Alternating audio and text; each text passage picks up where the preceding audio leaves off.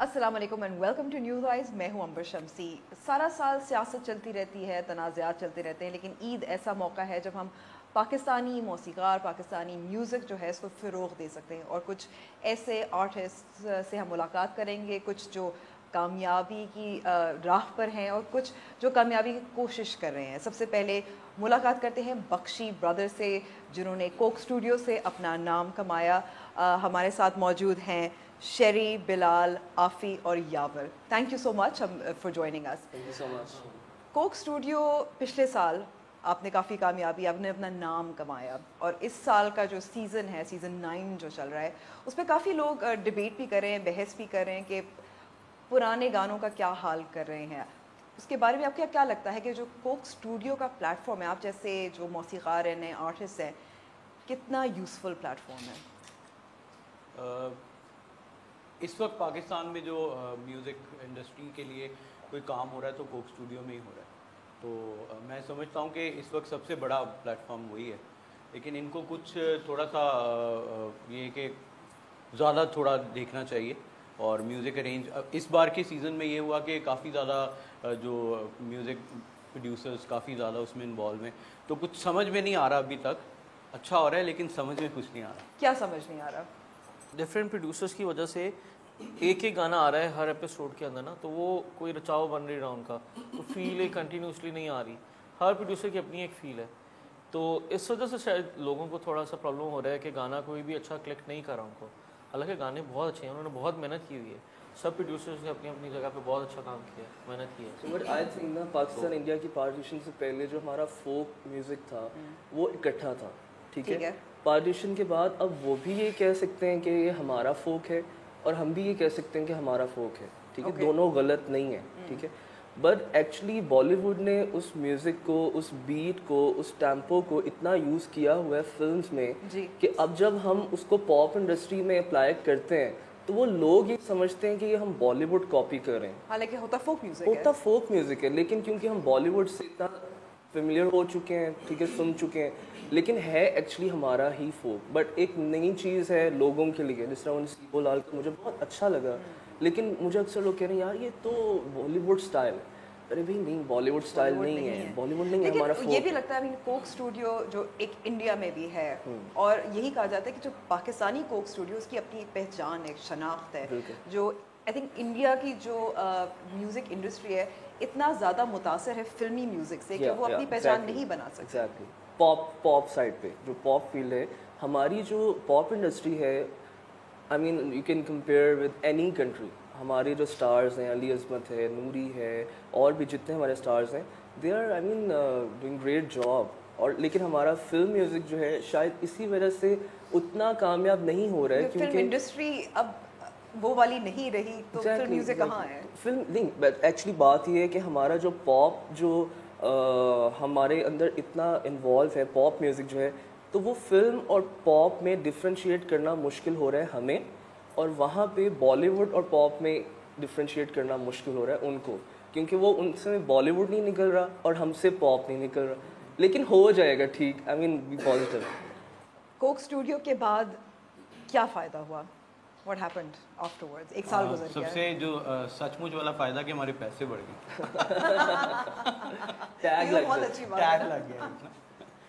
तो ये कि हम लोगों को लोग पहले बहुत जैसे होता है कि आपके साथ एक अच्छा सा टैग लग जाए तो लोग सारे तवज्जो देते हैं। उससे पहले हम यही गाने बहुत जोर जोर से गाते थे, कोई नहीं सुनता। बहुत जोर जोर से गाते थे, माइक के बगैर या माइक के साथ। लोग नहीं सुनते थे। अजीब सी बात है कि एक ज़माने में म्यूज़िक चैनल्स थे जो ये काम करते थे, अब क्यों नहीं रहे? असल में हम लोगों का जो मुल्क है ना, वो जिस तरह कहते हैं ना, खबरी टाइप बन गया है। तो वो जो भी न्यूज़ होती है ना, उसको ज़रा हाईलाइट करते हैं। सारे चैनल्स जो म्यूज़िक के थे भी ना, वो भी उन्होंने हटा के तो न्यूज़ चैनल सारे बना दिए कि जी फलाने की साइकिल पंक्चर हो गई, तो उसको सारे चैनल वो ब्रेकिंग न्यूज़ बना देते हैं। ये पता नहीं वो समझते हैं हमारे जो मुल्क के रहने वाले लोग हैं उनको इसी तरह टॉर्चर किया जाए ताकि उनको पता चले कि पाकिस्तान में रहते कैसे हैं। इसको थोड़ा सा चेंज करने के लिए जो इस्लामाबाद के आर्टिस्ट हैं, कम से कम उनको यहाँ पे रहना चाहिए, काम करना चाहिए, और बल्कि दूसरे आर्टिस्टों को भी बुलाना चाहिए। हम लोग बहुत से आर्टिस्टों को यहाँ पे इनवाइट करते हैं कि हमारे साथ आए, काम करें यहाँ पे, और आते भी हैं यहाँ पे। अच्छा, कोई ऐसा अपना गाना which you like to play right now to begin with? हम लोगों का एक नया गाना आ रहा है, हम लोग रिलीज़ करने वाले हैं ईद के बाद। तो हम चारों का बहुत फेवरेट सॉन्ग है, हम लोगों ने लिखा है खुद से और हमारी लाइफ के ऊपर ये गाना ये समझ लें चारों की, तो वो हम आपको सुनाते हैं। पहली दफ़ा ऑन एयर हम आपके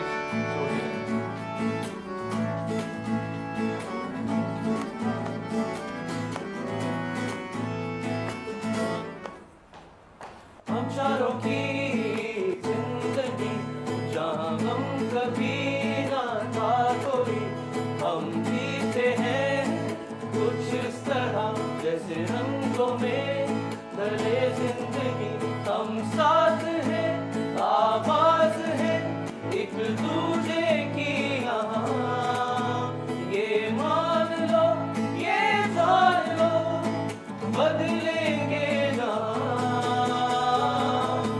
निगाहों से निगाहों तक, सितारों से सितारों तक, हमें जाके ढलना है जैसे रंगों में ढलता है ये जहां।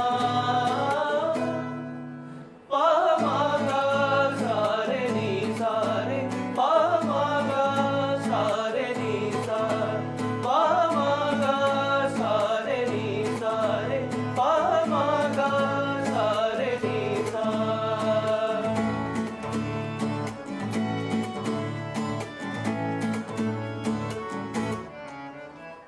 छोड़कर जो आए थे गलियां वो साथ, फिर शाम की वो रात में था हाथ में हाथ, फिर बाप की हंसी बिजली याद में तो नहीं, जिंदगी तो थी पर जैसे बंदगी थी नहीं। फिर हमने कर डाला सह डाले हर जख्म, हमें रोक लो कर रोक सको, हम हैं हमदम।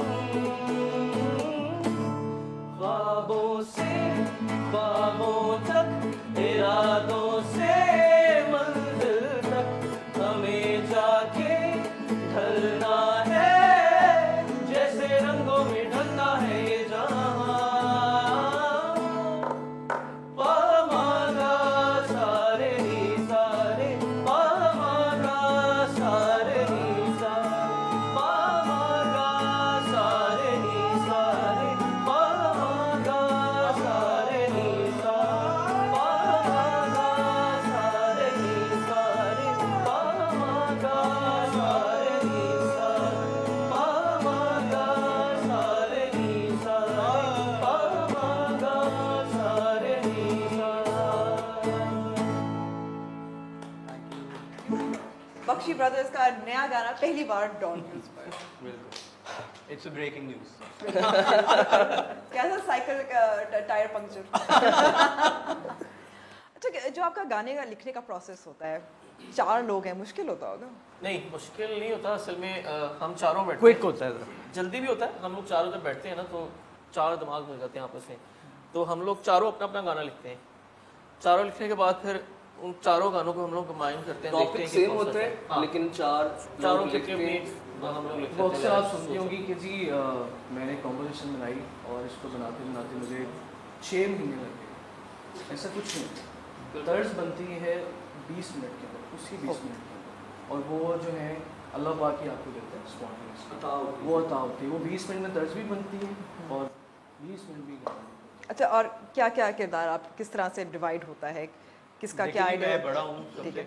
तो मेरी बात ज़रा ज़्यादा मानी जाती अच्छा, है, मानी जाती है तो फैसला मेरा ही होता है ना? है ना? लग नहीं रहा कोई हाँ नहीं करेगा। असल में ये होता है हम लोग चारों मिलके बनाते हैं, तो लेकिन फाइनल अप्रूवल जो है वो आखिरी देता है, क्योंकि बड़ा है और हमारे से ज़्यादा एक्सपीरियंस है, बहुत हमारे से पहले काम बहुत ज़्यादा कर चुके हैं, एल्बम बना चुके हैं अपनी, और बाकी काफ़ी कमर्शियल्स में काम किया हुआ है, गाना गाया हुआ है, कमर्शियल्स गाई हुई हैं, तो इसलिए हम लोग के लिए बहुत ज़्यादा सीनियर है। हम लोग को कोई प्रॉब्लम होती है हम इनसे पूछते भी हैं। वाकई में बात मानते हैं जी मेरी, और ट्यून में भी थोड़ी सी चेंजिंग करानी हो, कुछ गलत नोट लग रहे हो, क्योंकि मैंने अपने वाले साहब से सीखा भी ईस्टर्न क्लासिकल, अभी भी सीख रहा हूँ, तो उसमें थोड़ी हेल्प उनसे भी हो जाती है और मेरे से भी हो जाती है। अब वक्त हुआ है ब्रेक का, और ब्रेक के बाद हम बख्शी ब्रदर्स से अपनी बातचीत जारी रखेंगे।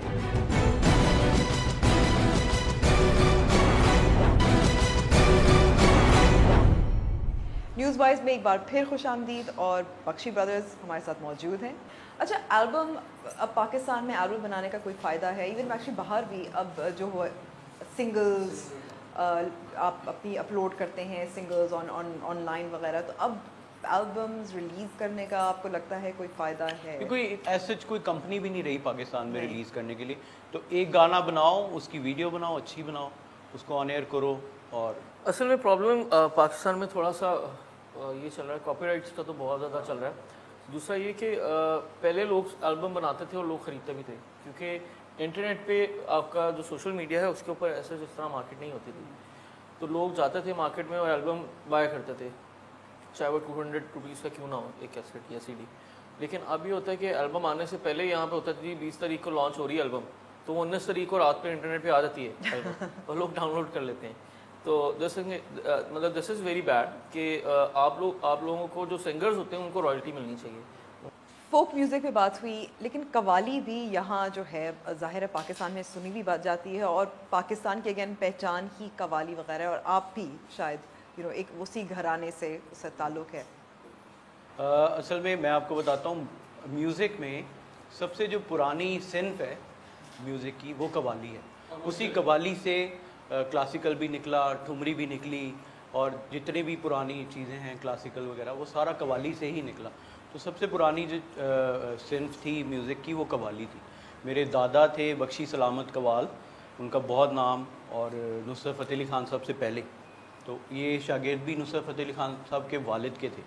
तो हम लोग काफ़ी अरसे से इनकी फैमिली के साथ अटैच है। मेरे जो बड़े दादाबू थे बख्शी साहब, वो नुसरत के दादा के शागिर्द थे, और मेरे दादा जो छोटे सलामत साहब वो नुसरत साहब के फादर के शागिर्द थे। तो मेरे चाचू और मेरे फादर दे ऑल आर शागिर्द ऑफ नुसरत साहब। कोई ऐसी कवाली जो आप चाहेंगे आप सुनाने हमारे नाज़रीन जी, हम आपको अपने दादा की एक कवाली सुनाना चाहेंगे, हमें बहुत पसंद है, और हमारी नेक्स्ट जो एल्बम है उसमें भी इंशाल्लाह। इश्क ने इश्क ने इश्क ने इश्क ने इश्क ने इश्क ने इश्क ने इश्क नचाया तेरे इश्क ने नचाया तेरे इश्क ने इश्क ने नचाया तेरे इश्क ने नचाया तेरे इश्क ने छेती बॉडी में तबीबा नहीं ते मैं मर गई छेती बॉडी में तबीबा नहीं ते मैं मर गई तेरे इश्क नचाया कर थैया थैया थैया नचाया तेरे इश्क ने नचाया तेरे इश्क ने इश्क ने नचाया तेरे इश्क ने नचाया तेरे इश्क ने आया जाना तमाशा फुल के दर हम वो है जाबादा बसद सामान रुसवाई सारे बाजार मेरा सम नचाया तेरे इश्क ने नचाया तेरे इश्क ने इश्क ने नचाया तेरे इश्क ने नचाया तेरे इश्क ने। अच्छा, मुझे बताया गया है कि जब नुसरत फ़तेह अली ख़ान साहब जब हयात थे तो आप जब कवाली वो सुनना चाहते थे तो आपको दादा को बुलाते थे? हाँ जी, बिल्कुल बिल्कुल। बल्कि अभी राहत साहब भी जब थक जाते हैं और कवाली सुनना चाहते हैं तो वो मेरे चाचू हैं, उनका पूरा बैंड है अभी। तो ये कि पिछले दिनों मेरे चाचू जो बड़े थे जावेद सलामत, उनकी डेथ हो गई। नदीम चाचू हैं, मसूद चाचू, ये सारे इनका बैंड बना हुआ है BJS के नाम से, बख्शी जावेद सलामत कवाल। तो ये लोग फिर उनको जाके सुनाते हैं। अच्छा, जो कवाली की जो ज़ाहिर ख़ानदान वगैरह, इसके अलावा कौन से ऐसे मौसीकार गुलूकार जिनसे आप लोग मुतासिर हैं, पाकिस्तान में हो बाहर हो कहीं भी हो? मुझे जाकिर हुसैन साहब बहुत पसंद है, उस्ताद जाकिर हुसैन तबला प्लेयर। तबला, एग्जैक्टली। वो तो मतलब मुझे कभी भी बचपन से मैं कभी भी शाहरुख खान, आमिर खान इनका फ़ैन कभी नहीं रहा हूँ ना, इवन नॉट फ्रॉम एक्ट्रेस ना, लेकिन जाकिर हुसैन साहब का मैं बहुत बड़ा फ़ैन हूँ। उस्ताद तारिक खान साहब का बहुत बड़ा फ़ैन हूँ, और कंपोज़र्स में निसार बज़वी मुझे बहुत पसंद हैं, और A.R. रहमान बहुत पसंद है, सजाद अली, और ये सब आई मीन ये हर हम जैसे एज ग्रुप के सबकी इंस्पिरेशंस रहे हैं। बिल्कुल। और सजाद अली साहब तो हमारे सबके फेवरेट हैं। उनका हर नया आने वाला गाना उसका वेट हो रहा होता है, उनका टीज़र डलता है तो हम लोग वेटिंग लिस्ट में हंसते हैं कि नहीं वो गाना आने वाला है।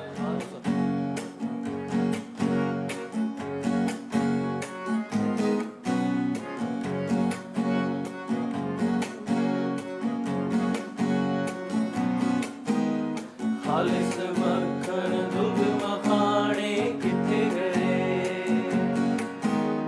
समय सुहाने गीत पुराने किथे गए।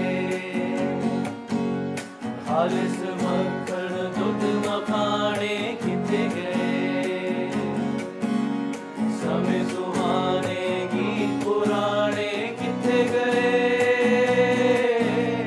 खालिस मक्खन दूध मखाने किथे गए। होया एड़ा धुप हनेरा कुछ दिसदा नहीं, अपनी मंजिल अपना डेरा दिसदा नहीं। होया एड़ा धुप हनेरा कुछ दिसदा नहीं, अपनी मंजिल अपना डेरा दिसदा नहीं। सजन वेली तेरा मेरा दिसदा नहीं हो, पति वाला कोई बनेरा दिसदा नहीं हो। समय सुहाने की बख्शी ब्रदर्स का बहुत बहुत शुक्रिया। खालिस मक्खन भी सुन लिया, लेकिन अब वक्त हुआ है ब्रेक का, और ब्रेक के बाद नेस्कफे बेसमेंट की कुछ ऐसे अपकमिंग टैलेंट से मुलाकात करेंगे।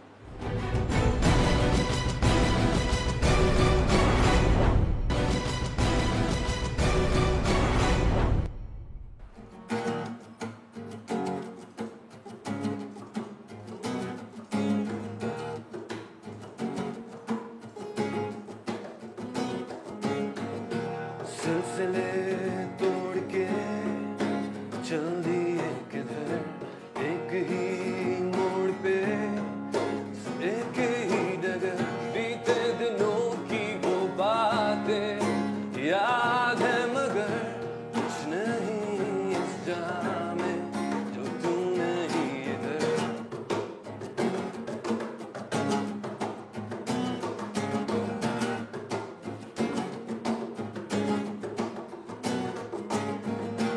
एक मैं एक तू, एक ही बसर, एक ही जान पे मरते हैं मगर बीते दिनों की वो बातें याद है मगर कुछ नहीं इस जहां में जो तू नहीं इधर, जो तू नहीं इधर।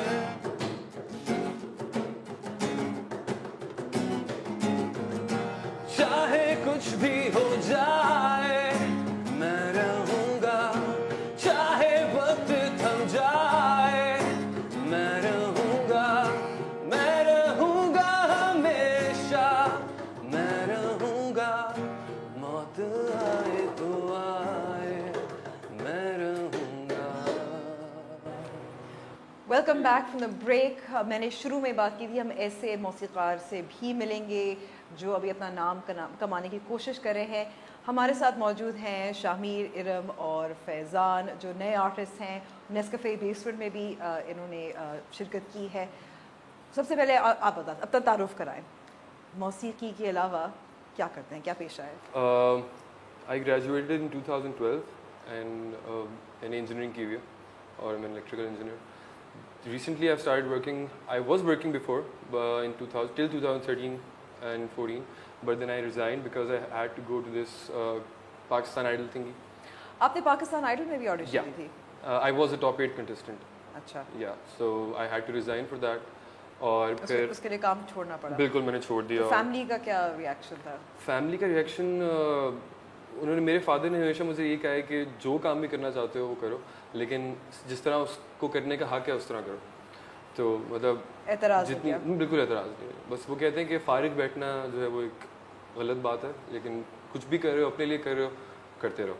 तो उसके बाद मैंने म्यूज़िक परस्यू किया और अभी तक म्यूज़िक परस्यू कर रहा हूँ। इरम, आप तो शायरा है। Yes, poet and I'm working with over 200 artists in Pakistan. उनकी writing, उनकी poetry, उनकी stories और script writing, different things. क्योंकि writers को मैं चाह रही थी कि थोड़ा सा, क्योंकि you know literature और music ये सब they go hand in hand. तो मेरा इन सारी चीज़ों में combination का मकसद ये था कि I would want our culture to be you know in a merger form, कि उसमें poetry भी हो, उसमें literature भी हो, उसमें music हो, उसमें artists हों, so a big combination of everything. आखिर में आप पे आते हैं, अपना तारुफ करा सकते हैं। आप एक percussionist हैं, ड्रम बजाते हैं। अभी हमारे पास ड्रम नहीं है, एक ट्रे है जो आप बहुत अच्छी तरह बजा रहे थे। So वैसे आपका कोई पेशा और क्या करते हैं? हाँ जी, मैं ड्रम्स बजाता हूँ as a hobby, as a profession too, और इसके अलावा कि I am doing my MBA from Air University Islamabad. Business? हाँ जी, तो HR मेरी फील्ड है। तो वैसे मैं रहीम खान पाकिस्तान से, तो मैं इधर अकेला रहता हूँ इस्लामाबाद में। तो मतलब कि इस्लामाबाद से ही मैंने म्यूज़िक स्टार्ट किया और शामिर के साथ ही स्टार्ट किया। He was the one who brought me into the scene. Start में हम दोनों एक ही यूनिवर्सिटी के ग्रेजुएट्स हैं। तो और ज़ाहिर है जो कॉलेज के दिनों में होता है कि क्लासों के अलावा या बंक मार के, हाँ जी, वहाँ पे हमारी म्यूज़िक सोसाइटी होती थी, तो उधर से स्टार्ट किया था। अच्छा, पाकिस्तान में शायद लोगों को इतना शायद ना पता हो, बहुत सारे आप जैसे छोटे आर्टिस्ट हैं, अंडरग्राउंड बैंड्स हैं, जिनको जो पजीराई भी मिलती है नेस्कफ़े बेसमेंट के ज़रिए। तो वो किस किस्म का आपका ऐसा प्लेटफॉर्म, आपको क्या फ़ायदा हुआ उस पर आने का? बेसमेंट से ये फ़ायदा हुआ है कि पहले हम अनपेड गिग्स करते होते थे, पहले लोग हमें इतना जानते नहीं होते थे। बेसमेंट पे मैं गया, उधर लोग पहचानना शुरू हुए, जानना शुरू हुए। तो उसके बाद ये कि डिफरेंट अच्छे आर्टिस्ट ने अप्रोच करना शुरू किया, तो उनके साथ मैं गिग्स बजा रहा हूँ और मेरी एक अर्निंग भी कर रहा हूँ, इसके साथ साथ अपना पढ़ाई भी कर रहा हूँ। Please searching for new talent, और जितने भी आपके अननोन अंडरग्राउंड आर्टिस्ट हैं उनको खोज के, उनको ढूंढ के डिफरेंट यूनिवर्सिटीज़ में, वैसे आप डेमोज भी वो लोग एक्सेप्ट करते हैं, तो उससे हो ये रहा है कि नया टैलेंट जो है बहुत ज़्यादा सामने आ रहा है, जो कि जिसकी ज़रूरत भी है इंडस्ट्री को इस टाइम। क्योंकि जितने भी बड़े आर्टिस्ट हैं वो 20-20 साल से वही, और मोस्टली नए गाने भी नहीं आ रहे, उनके नए गाने नहीं आ रहे, बहुत कम आ रहे हैं। और अंडरग्राउंड आर्टिस्ट आप बेशक पटारी पे चले जाएं, ताज़ी पे चले जाएं, अब हमारे जैसे आर्टिस्ट होते हैं, हम लोगों के पास पैसे नहीं होते, हम वीडियोस नहीं बना सकते, हम उतनी प्रमोशन नहीं कर सकते, इसलिए लोगों को पता नहीं चलता। ना टेलीविजन पे आते हैं तो हम ऑडियोज़ रिलीज़ कर देते हैं, सिंगल्स बना देते हैं। मेरा एक अंडरग्राउंड बैंड है, हमने एक एल्बम रिलीज़ की हुई है इंग्लिश पूरी। तो इस तरह के आपको, जब आप इस तरह के प्लेटफॉर्म्स पे, जैसे पटारी हो गया, ऑनलाइन जाके ढूंढते हैं, सर्च करते हैं गाने, तो आपको पता लगता है कि हर हफ्ते नए गाने आ रहे हैं, लेकिन उनको किसी को पता ही नहीं है। लेकिन अब तो वीडियो बनाना आसान है, स्मार्टफोन चाहे ना हो, इवन कैमरा, DSLR कैमरा हर किसी के पास, कोई दोस्त जानने वाले होता है, एडिट भी आराम से हो जाता है। एग्जैक्टली, इससे एक्सपोजर बढ़ता जा रहा है ना। अब जैसे सोशल मीडिया आजकल सबसे ज़्यादा यूज़ किया जाने वाला टूल है to spread everything that you know about music, about anything. तो if an artist, even for underground artist, उनके लिए सबसे बड़ा टूल ही सोशल मीडिया। वो अपनी वीडियो बनाते हैं, फ्रेंड्स के साथ बैठे होंगे, जैम कर रहे होंगे, गिग्स पे बैठे होंगे, and what they would do is कि वो अपने सेलफोन से वीडियो बना लेंगे, या DSLR कैमरा किसी के पास होगा, वो वीडियो बनाएंगे, and then they will put it on social media. और उस पर ये होता है कि like if they are lucky, तो उस पर they get so many views and that somehow it gets to the proper eye. किसी अच्छे म्यूजिक वीडियो प्रोड्यूसर के पास पहुँच जाती है, किसी रिकॉर्ड लेवल के पास। Yes, it does happen. अब वक्त हुआ है ब्रेक का, स्टे ट्यून्ड।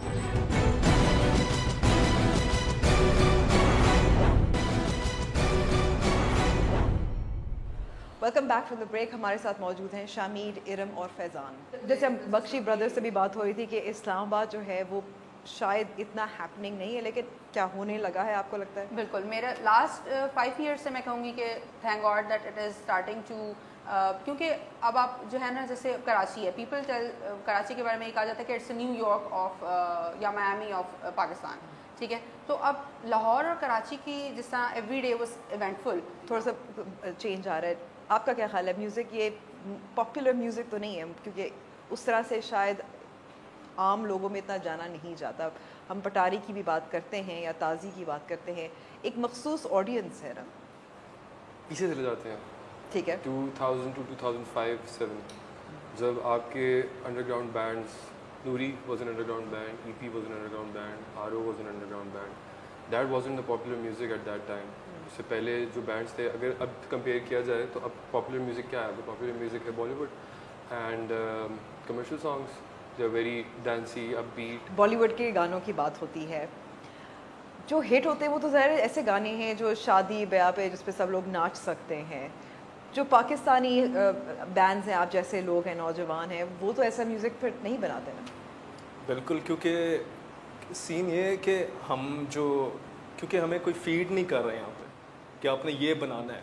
अब जो बॉलीवुड म्यूज़िक है वही कि वो आपने देखा होगा सिचुएशन के हिसाब से वो गाने बनाते हैं कि अब हीरो हीरोइन नाच रहे हैं, उनका सीन ऑन हो गया, शादी वाला अब सीन, अब उनका जब सीन स्टार्ट होता है आइटम नंबर, तो इधर जो म्यूजिशियन बैठा है वो वही बनाता है जो वो फील कर रहा होता है। और ज़्यादातर हमारी जो आवाम है वो इट्स डिप्रेस्ड राइट नाउ, तो गाने वो सारे वो लिखते हैं मुल्की हालात के ऊपर। तो वो अच्छा, हमारे यहाँ जो एक ट्रेडिशन भी यही रहा था कि जो पॉपुलर म्यूज़िक मैं कहूँगी, जो वेस्टर्न इंस्पायर्ड म्यूज़िक जो मौसीकी है, उसमें सियासी गाने भी थे, चाहे अली अज़मत को आप ले लें, इन सब सारों को ले लें, उन्होंने सियासी गाने भी बनाए। बिल्कुल बनाया उन्होंने सियासी गाने, और उनका ये था कि वो भी एक बहुत अच्छा फार्मूला है। लेकिन आपकी बात फिर आजकल वही वाली बात है कि अब हमारे यहाँ इतनी एक्सेस हासिल है लोगों को कि दे कैन चूज़, मिजाज बदल गया है जहाँ से। वो ऐसा है ना कि अब सोशल मीडिया है ना, अब जब यूट्यूब नहीं था ना, तो they were looking for alternatives. जब उनको एक अल्टरनेटिव मिल गया और then now YouTube is back, तो नाउ अब वो जो अगर 100 लोग अगर यूज़ करे थे, तो now I think 20 to 40 people are using it now. आपको क्या लगता है कि आपके जो इन्फ्लुएंसेस हैं वो कौन हैं? Ali Azmat, I always liked Ali Azmat and all the Pakistani rock bands, pop rock bands, Strings, Junoon, और मैं ये समझता हूँ कि इंस्पिरेशन, सबसे बड़ा इंस्पिरेशन जो है वो आपकी सोसाइटी और सराउंडिंग्स हैं। और फैज़ान आपका?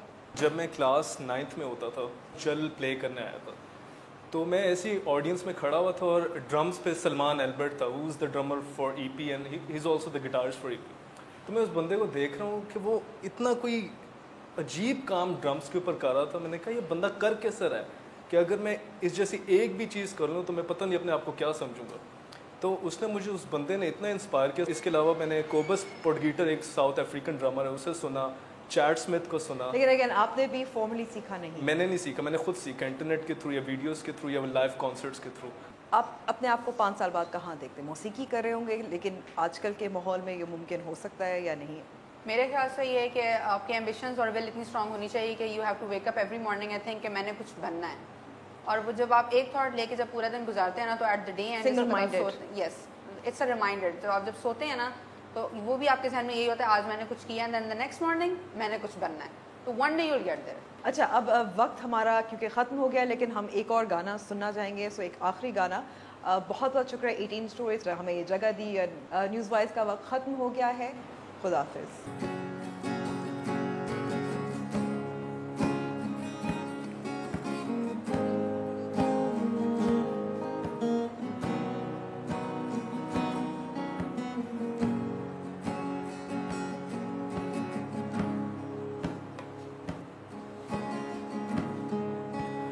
तेरी आँखें तेरे दिल की सारी बातें कहें, आज महके सारे पल ही कई सपने बुने, रास्ते कठिन ये छोटी छोटी खुशियाँ यहाँ चुन ले, जो भी मिले इस ज़मीं की यही दास्तां है, जिस्म और जान एक दिन तो